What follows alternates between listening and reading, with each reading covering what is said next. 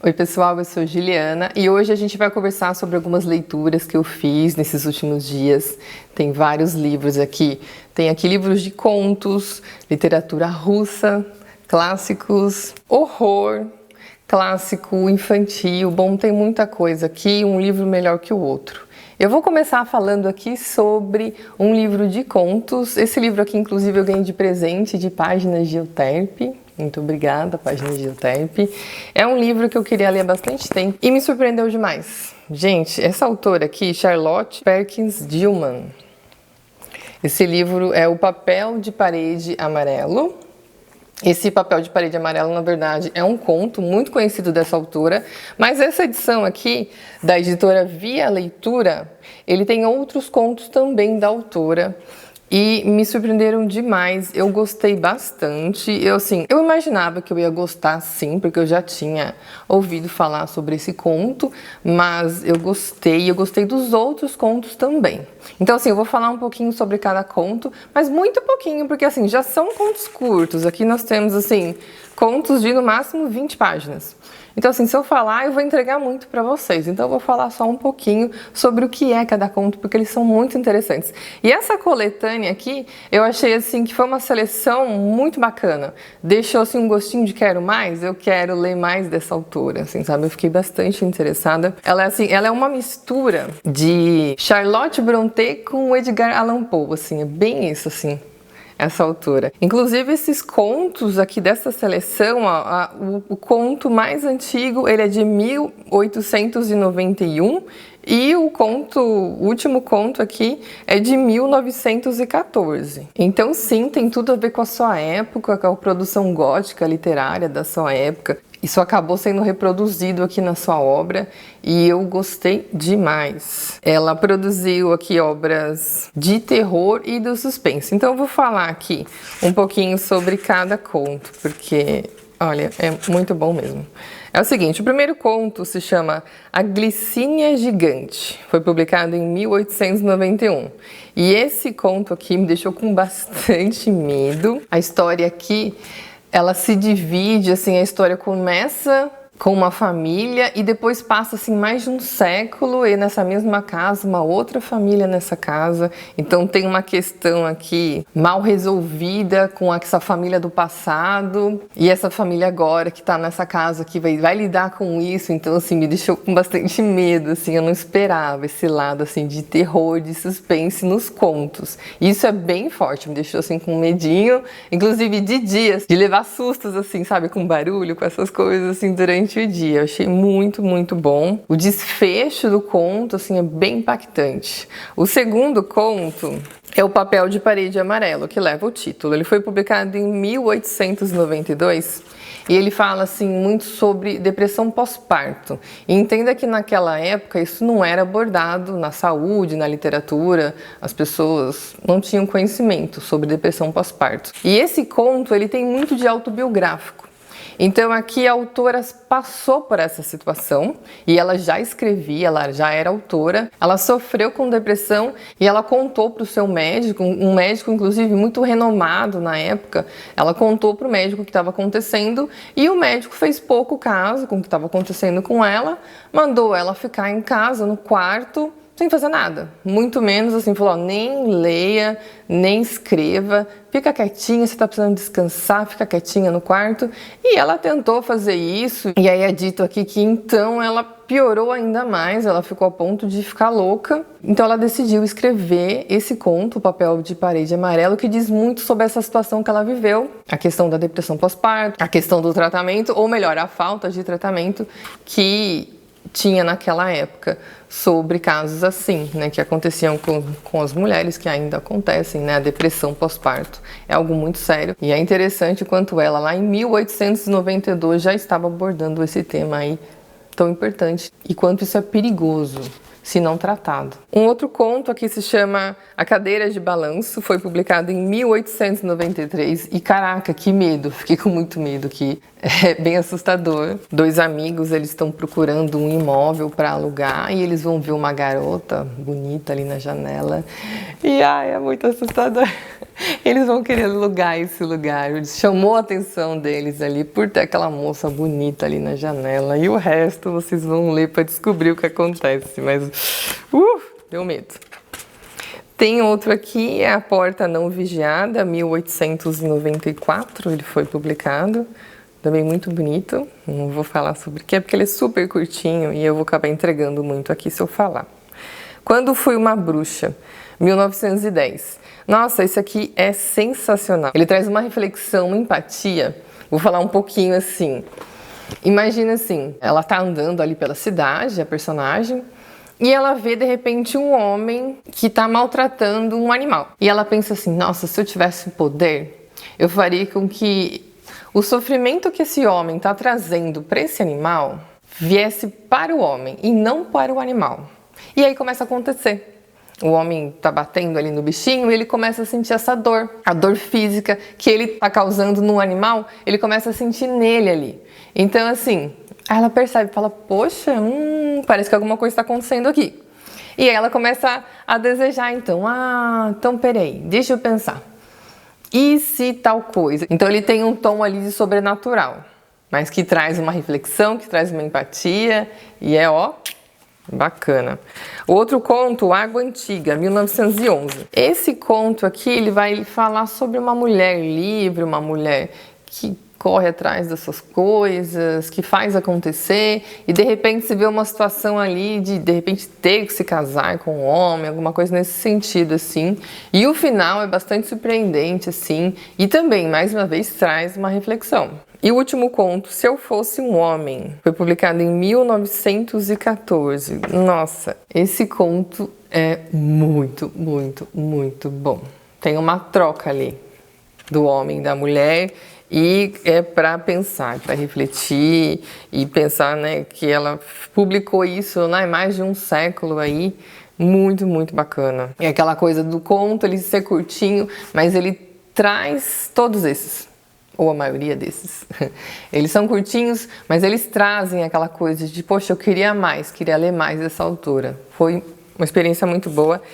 Essa edição aqui eu achei bacana, que não foi só o conto de Parede Amarela, teve outros contos aqui, eu achei que eles se complementaram, achei muito interessante, todos os contos.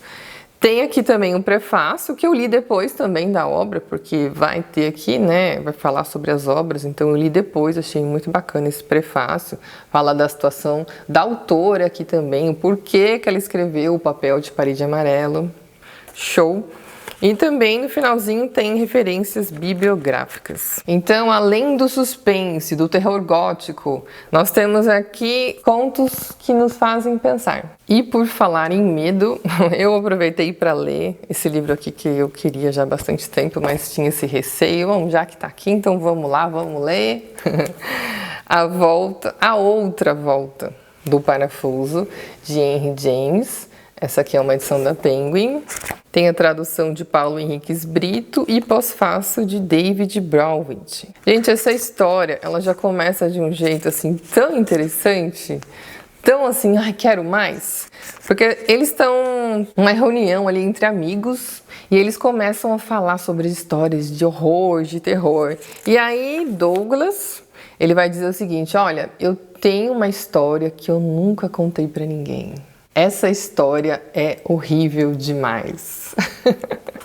Ele diz assim, do que há de mais insólito, revoltante, horrendo, doloroso, de monstruosidade, né? Eles perguntam, mas o que é de horror? Então assim, vai toda aquela atmosfera assim que vai te deixando... Ai! E ele guardou essa história por 40 anos. Então tem todo um mistério, assim, sabe? Aí ele vai contar a história de uma governanta. E tá tudo escrito, então ele vai trazer aqui pros amigos, pra eles saberem da história. Então esse começo já é super marcante, já é super forte, assim, já fisga o leitor. E vão ter sustinhos aqui durante a leitura, viu? Porque essa história aqui, eu tenho medo até de falar. Essa história, então, é de uma governanta. Ela é contratada para cuidar de 2 crianças. Essas crianças estão sob a tutela do tio, mas o tio, ele diz assim para ela, olha, para a governanta, eu tô contratando você, Eu não fico nessa casa, a casa fica isolada, é uma mansão isolada. E eu não quero que você venha me trazer problemas. Você cuide deles lá, se vira. Se vira, não quero saber. Tenho minha vida, mais ou menos assim.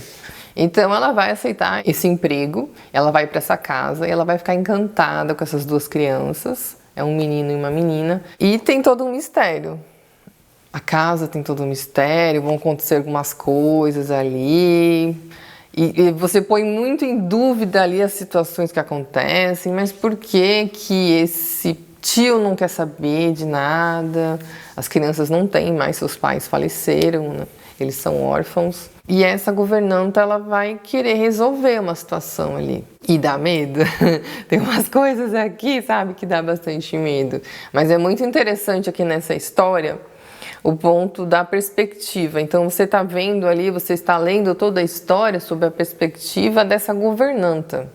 Então a questão aqui é a seguinte: tudo na história gira em torno de uma pergunta de caráter metafísico e moral.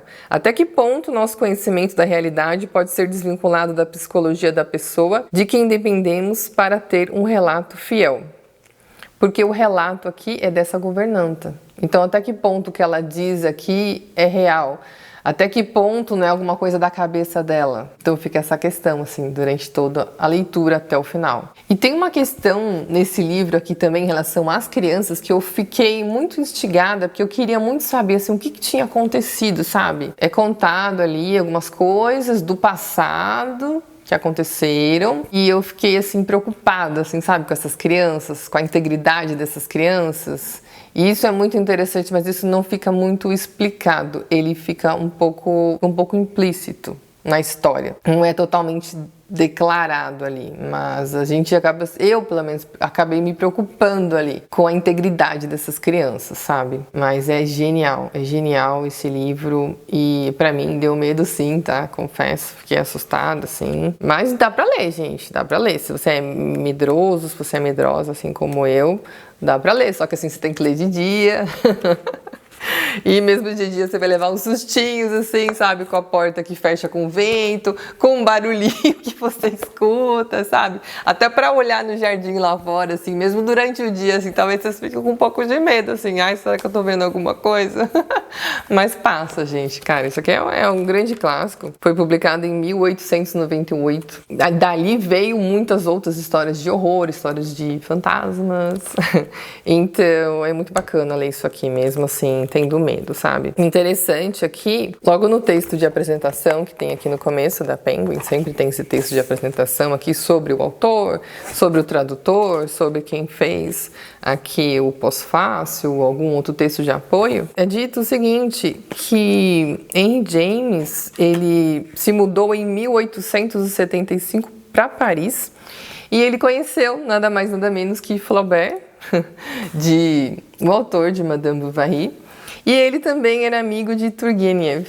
Olha só, o círculo de amizades. E eu achei muito interessante isso, por isso que eu tô contando aqui pra vocês. Mas, gente, que livro. Vale a pena superar o medo pra ler esse clássico aqui.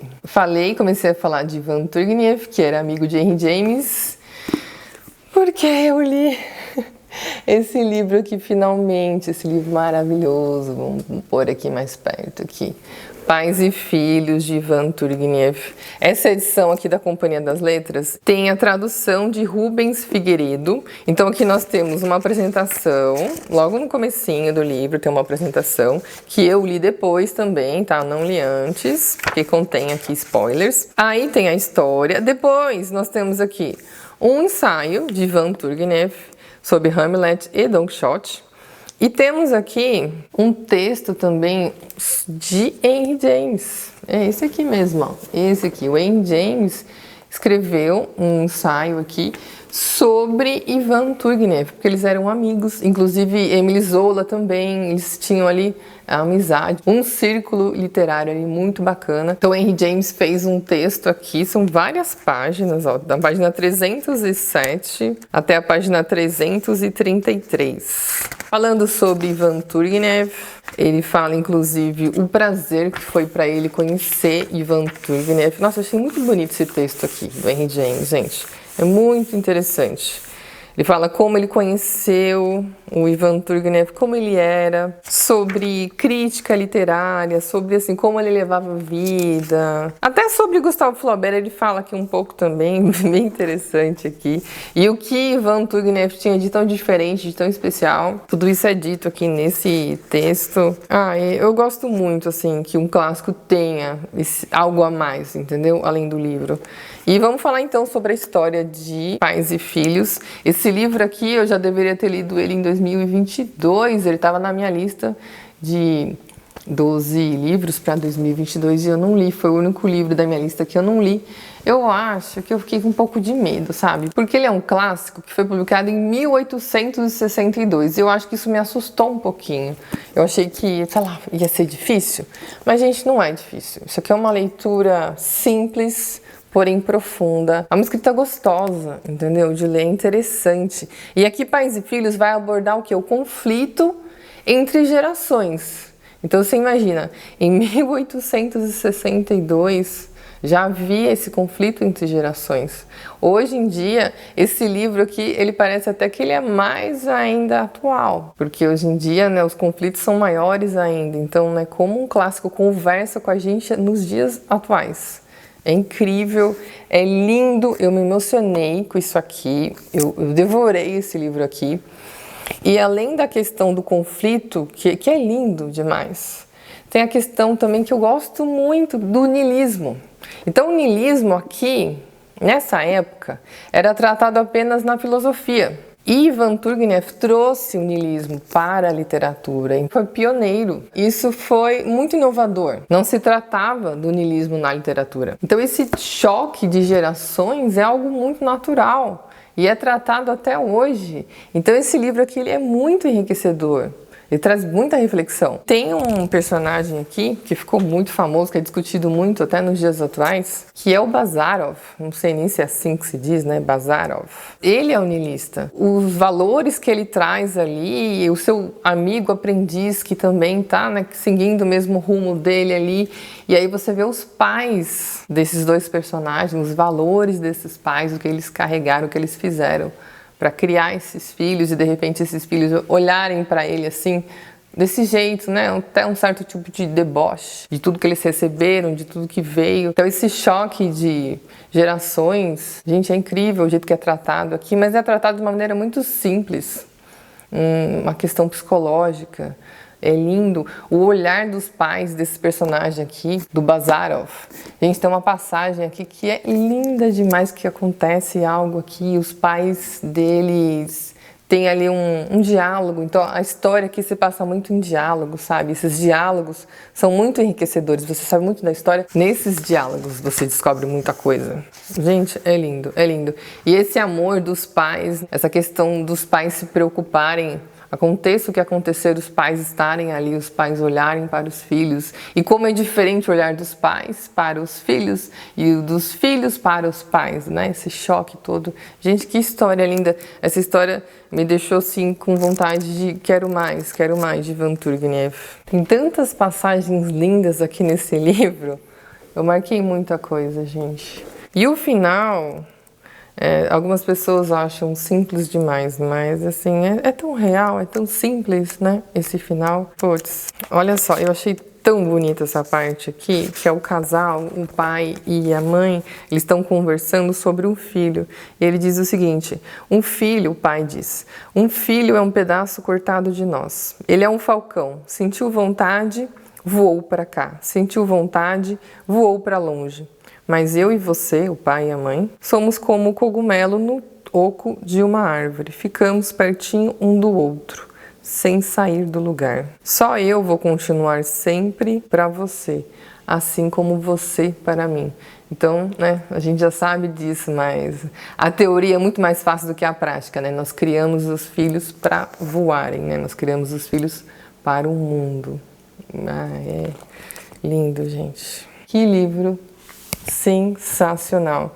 E olha, não façam como eu, não tenham medo não, tá? Isso aqui é um livro fácil de ser lido, não é difícil, tá? Literatura russa. Foi publicado em 1862. Caraca, deve ser muito difícil de ser lido. Não, não é difícil, gente. É encantador, é lindo, é fácil, é prazeroso, é enriquecedor e te faz querer ler mais. E aí, eu quis ler mais, tanto que li Diário de um Homem Supérfluo, também dele, de Ivan Turgenev. E mais uma vez, eu fiquei refletindo. Vamos falar primeiro sobre essa edição aqui, da editora 34. Tem a tradução de Samuel Junqueira. E tem um pós-fácil do tradutor, ó, da página 74 até a página 92. São quase 20 páginas só falando sobre essa novela, que é uma novela curtinha, gente. E depois ainda tem 2 páginas aqui falando sobre a vida, sobre o autor. Mas esse pós-fácil aqui do tradutor, caramba, parabéns, incrível. É tão esclarecedor, porque assim, a história, esse diário de um homem supérfluo, mais uma vez, é simples, mas é profundo, nos traz reflexão. Gente, que lindo! Eu amei, amei, amei como tudo que li até agora de Ivan Turgenev. Esse pós-fácil, ele explica a importância. Ele diz aqui o seguinte, que Ivan Turgenev, ele é mais conhecido entre nós brasileiros por sua obra Pais e Filhos, porque ele fixou na literatura o niilismo. Ele trouxe para a literatura o termo niilismo. Mas ele também foi responsável pela expressão que ficou tão conhecida como os homens supérfluos. E apareceu em Diário de um Homem Supérfluo, que foi publicado em 1850. E isso tomou uma dimensão tão grande da parte da crítica literária, porque aí vieram outras obras que apresentaram também características para esse termo. Por exemplo, em Oblomov, de Ivan Goncharov, também vai girar em torno disso. E aqui nós vamos saber o que seria o homem supérfluo. Esse pós-fácil, ele explica assim direitinho para você entender, para você contextualizar o que aconteceu ali na Rússia no século XIX, que moldaram tanto assim a literatura, por que a literatura foi tão importante, porque essa época de ouro da literatura russa, esses grandes autores, tem tudo a ver com o contexto histórico, político, social daquela época. E aqui é dito também que Turgenev começou a escrever Diário de um Homem Supérfluo em 1848. Ele foi terminar de escrever mesmo em 1850. E aí é dito aqui também que na época muitas passagens desse livro elas foram censuradas, elas foram retiradas da história. Então, acabou prejudicando muito a história em si. Então, no momento do lançamento da obra, Diário de um Homem Supérfluo acabou não fazendo tanto sucesso assim como outras obras do mesmo autor, como, por exemplo, Memórias do Caçador, As Vésperas, Pais e Filhos, outros. Não foi tão bem visto assim pela crítica literária, mas por quê? Porque muitas partes foram censuradas. Acabou perdendo muito do sentido da obra. E eu achei interessante aqui também, eu não vou falar o que é o homem supérfluo, você vai ter que ler para saber, entendeu? Mas aqui é muito bem explicado também no pós-fácil sobre o homem supérfluo. Não que você não vai entender, porque sim, é muito fácil aqui, muito simples a escrita, muito fluida a história, você pode ler isso aqui rapidamente. Mas no pós-fácil ele explica a questão do homem supérfluo, quanto isso refletiu, quanto isso influenciou na sua época e o porquê, né, que a Rússia estava criando esses homens supérfluos. E eu achei interessante que eu percebi aqui características iguais, situações muito parecidas nesse livro aqui e também nesse daqui, Primeiro Amor, de Ivan Turgenev. Porque aqui nós percebemos aqui o relacionamento entre o filho e a mãe, o filho e o pai. Nós percebemos aqui situações semelhantes. E aqui é dito, nesse pós-fácil, que realmente tem muito de autobiográfico nas histórias de Ivan Turgenev. E ele cita, inclusive, isso, né? Como é tratado a mãe e como é o relacionamento mãe e o relacionamento pai. E também o relacionamento casal, marido e mulher, em Primeiro Amor, e também como é muito parecido aqui também. Algumas coisas mudam, mas você percebe claramente ali a relação entre eles ali. Então, e tem muito da história do próprio Ivan Turgenev, com sua mãe e com seu pai. E eu achei isso bem interessante. E aí que eu li aqui no pós-fácil, falei, nossa, é verdade, eu tinha percebido isso, E tá escrito aqui, realmente, não tô viajando. Mas olha, gente, eu gostei demais desses 2 livros, assim, tanto que eu terminei Pais e Filhos e já fui direto ler Diário de um Homem Supérfluo. Eu gostei muito dessa simplicidade, desse jeito de lidar com as coisas, dos diálogos, mesmo assim, tendo profundidade, tendo valores, tendo tantas questões abordadas aqui. E eu quero mais, gente, quero ler mais de Ivan Turgenev. Vocês vão cansar de me ver aqui, porque eu vou ler mais obras dele. Não para por aqui, não. Agora eu vou falar de um outro livro, um classicão russo também aqui, foi publicado em 1864, e esse aqui é mais casca grossa, gente. Esse aqui não é tão fluido não, mas ó, livro bom. Isso aqui é livro bom, gente. Mas se prepare, não é facinho não, pelo menos pra mim aqui não foi tão fácil não. Eu li isso aqui, olha, eu não sei nem quanto tempo eu demorei pra ler, mas assim, eu lia poucas páginas por dia e eu já parava. E eu fazia as minhas anotações, eu voltava e lia de novo. Mas o que ele pensava? Mas o que ele está querendo dizer com isso? E esse aqui é Memórias do Subsolo, de Dostoiévski. Essa aqui também é uma edição da Penguin. E tem a tradução de Rubens Figueiredo. Tem a apresentação e notas também do tradutor. Gente, esse livro aqui, ele é dividido em 2 partes. E também, ó, tem muita anotação aqui, escrevi muita coisa nesse livro aqui. É um livro que demandou bastante de mim. Inclusive, vou comparar, assim, não tem nada a ver, mas é uma experiência de leitora que eu vou compartilhar aqui com vocês. A leitura de Memórias do Subsolo, para mim, demandou muito mais do que, por exemplo, esse outro clássico tão conhecido, um calhamaço, que é o Crime e Castigo. O Crime e Castigo, ele tem mais de 600 páginas, é um dos meus clássicos favoritos, ele tem uma densidade também muito intensa, mas eu li isso aqui, acho que foi talvez 11 dias, alguma coisa nesse tipo, e ele é denso, né? Eu fiquei assim, de cama lendo ele, assim, sabe? Realmente eu senti muita coisa aqui, é tudo muito intenso, mas eu achei fluida. É uma escrita fluida. Mesmo tudo que ele traz aqui, eu li rapidamente. Enquanto Memórias do Subsolo, não. Eu tinha que ler um pouquinho e parar. E a primeira parte, principalmente, é que aqui a história é dividida em 2 partes. Então a primeira parte eu achei muito mais difícil. Porque eu não estava entendendo o que ele estava querendo dizer, onde ele queria chegar. E depois eu entendi que não, que aqui são as memórias mesmo do subsolo. Então, e o que é esse homem do subsolo? Então, nós temos, né, o térreo, vamos imaginar assim, nós temos o térreo, nós temos os andares e nós temos o subsolo. Então, o subsolo está abaixo. Então, é esse homem que está abaixo, dizendo muita coisa, discutindo sobre muita coisa. Olha aqui, o protagonista, ele é apresentado como um anti-herói e paradoxista. Então, aqui tem muitas questões, ele se aprofunda em muitas questões contraditórias, presentes nos sentimentos mais prestigiosos. Ele é um protagonista que se isola do meio social e ele recusa de todas as maneiras a felicidade para si. E ele vive desse jeito e ele alimenta coisas ali que não são tão boas e ele vai discutir sobre isso. Então é um livraço, um livraço. Olha, ele começa já assim, dizendo: sou um homem doente, sou um homem raivoso, sou um homem sem graça nenhuma. Acho que sofro do fígado. Na verdade, não tenho a menor ideia da minha doença, nem sei direito o que dói. E aí vai. Aí embaixo ele diz assim: fígado é raiva. Tá doendo. Então, assim, ele sente raiva de muita coisa. Muita coisa. Olha, na página 65, eu achei tudo sensacional aqui, mas eu vou ler essa partezinha aqui que, olha só, é uma situação assim, mais ou menos. Existe ali um palácio de cristal e existe um galinheiro. E de repente começa uma chuva muito forte. E aí ele diz o seguinte: olha, se começar a chover muito forte, eu vou me agachar e entrar no galinheiro para não ficar encharcado. Mas mesmo assim, não vou tomar o galinheiro por um palácio só porque estou grato por ele ter me protegido da chuva. Os senhores estão rindo, até dizem que nesse caso, galinheiro ou palácio tanto faz, dá na mesma.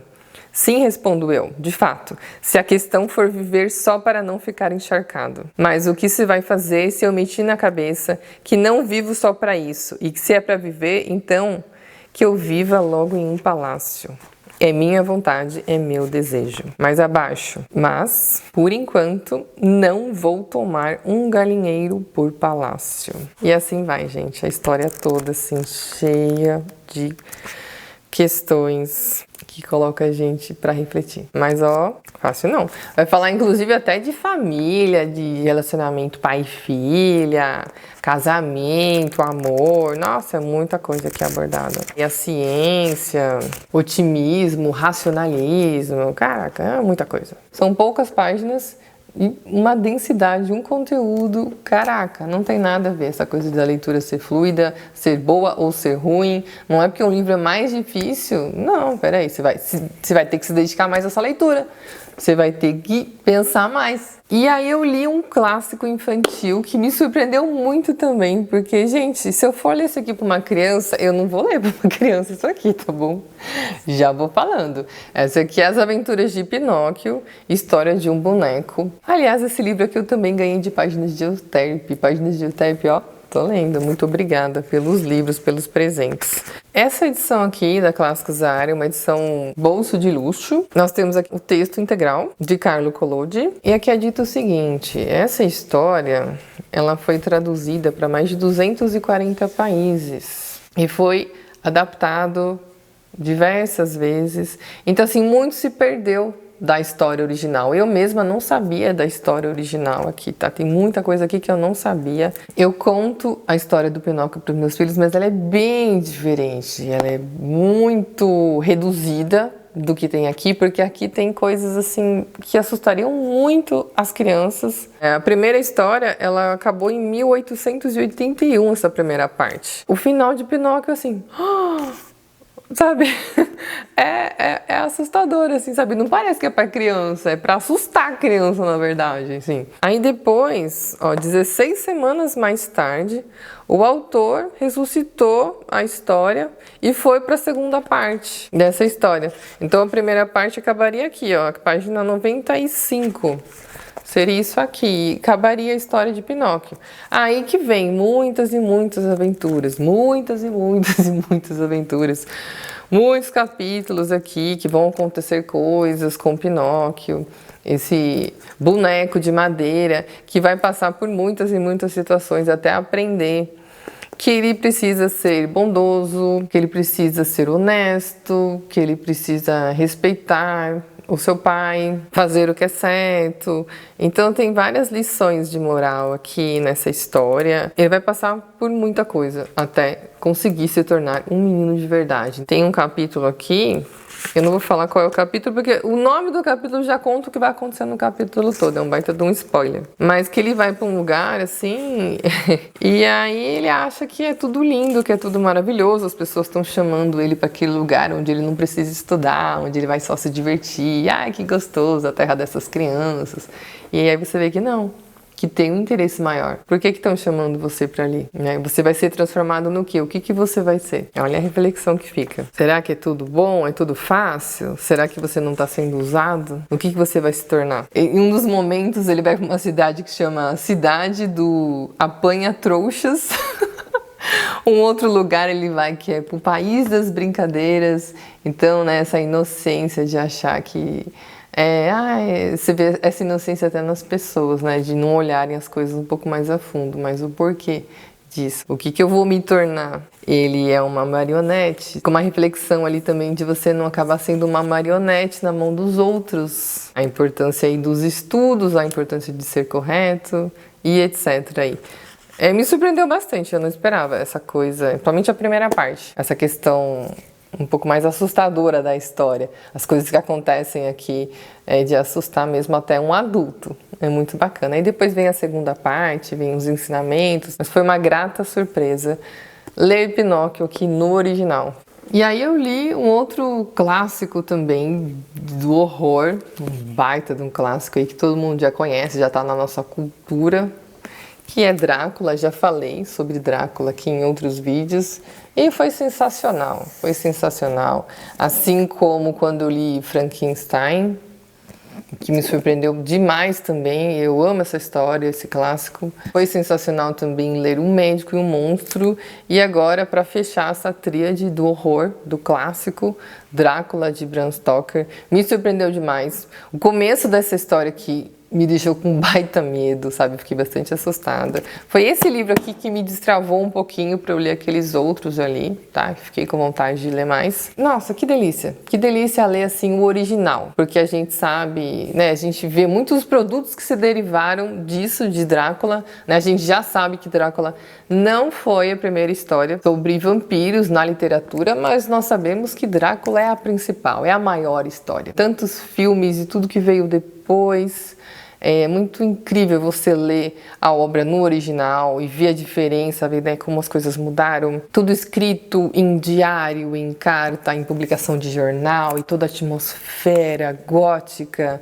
Gente, é incrível, incrível. É claro que o ritmo é mais lento, né? Nós estamos falando aqui de um clássico publicado em 1897, então é óbvio que o ritmo é um pouco mais lento, mas ali lá pela página 60 e pouco o negócio já te fisga ali. E nossa, eu achei que principalmente o começo ali, quando... Não vou falar, mas o começo, a parte do começo, assim, é sensacional. Depois vai para um outro núcleo ali, a história. O livro, ele tem um desenvolvimento, assim, os personagens tentando resolver ali toda essa história. A trama vai crescendo e o final... Sinceramente, sim, deixou um pouquinho a desejar, assim, o final foi abrupto, né? Foi um final assim, pá, resolvemos. Mas, gente, isso não tira o encanto, isso não tira o valor desse baita clássico, sabe? Eu adorei. E essa edição aqui também, da Dark Side, já falei sobre ela em outro vídeo também, é uma edição muito bacana. Tem muito texto de apoio, tem muito material extra aqui. Inclusive, é explicado sobre Drácula na literatura e Drácula que existiu também na história. O quanto essas histórias se relacionam ou não se relacionam. Isso é muito, muito interessante. E é incrível ler um clássico assim que influenciou tanto o cinema, o teatro, outras histórias de vampiros vieram aí também. Então, gente, é sensacional. Leiam Drácula. Simplesmente leiam. Bom, e eu estou lendo, ainda não terminei, estou no começo ainda, De Amor e Trevas, de Amos Oz. Esse aqui é um calhamaço. Eu tô lendo devagarzinho por enquanto, mas já tô marcando bastante coisa. Eu não vou falar agora sobre essa história aqui, tá bom? Vocês vão ter que assistir um próximo vídeo de leituras pra saber como foi essa leitura aqui. Que eu ainda tô lendo, afinal de contas, não tem como eu passar alguma coisa aqui pra vocês, né? Se eu ainda não terminei a leitura. Essa aqui é uma autobiografia de Amos Oz. Tô terminando também Com a Maturidade Fica-se Mais Jovem, de Hermann Hesse.